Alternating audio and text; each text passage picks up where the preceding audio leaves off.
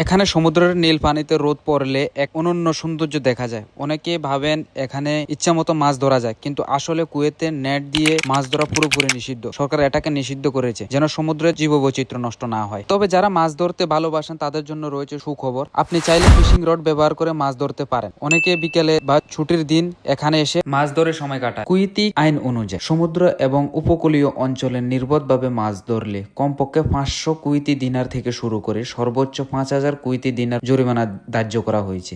এ ধরনের অপরাধের ক্ষেত্রে জরিমানা হয় 1 বছর থেকে 2 বছর পর্যন্ত কারাবাস এবং সর্বোচ্চ শাস্তি ওই দেশ থেকে 5 বছরের জন্য আপনাকে ব্যান করে দেওয়া হবে। হাই প্রিয় বন্ধুরা, আজকের এই ভিডিওটি এখানে শেষ করছি।